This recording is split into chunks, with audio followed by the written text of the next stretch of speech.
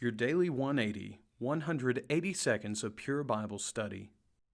Thank you for being with us today for this, your Daily 180 Bible study. We're wrapping up a study of James chapter 2, verses 14 through 26, looking at the idea of saving faith.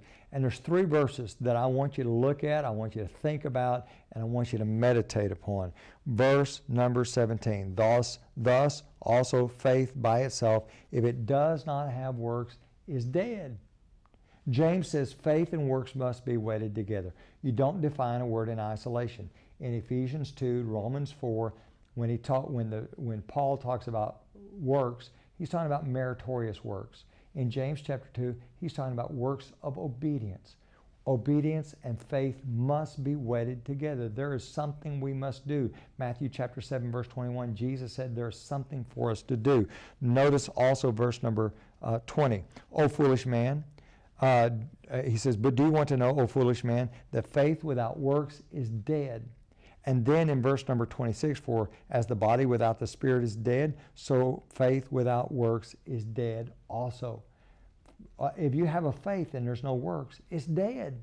As a matter of fact, verse 24, he tells us that we are not saved by faith only. Now there's many who say, you're saved by faith alone or faith only. James chapter 2, verse 24 says just the opposite.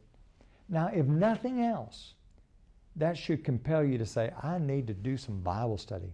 I need to find out how I can reconcile this with what I've been taught. Now, for just a little bit, I want you to think about Rahab. Rahab is commended as a person who was justified by works. What is it that Rahab did? Well, number one, her faith overcame her occupation. It's tough. It requires, for us to be obedient to God, we've got to leave some things behind. She was a harlot. She left that behind. She also overcame the fact that she had meager information. She didn't have a lot of information. And she knew about them crossing the Red Sea. She knew about what had happened when the children of Israel had come in. As far as we know, she didn't know very much, but she knew enough to know she needed to be obedient to the God of the children of Israel. She overcame the convictions of those who were around her, including her family. She lived in a very immoral society. How do I know that? Leviticus 18 lists all the gross immorality, including child sacrifice and bestiality.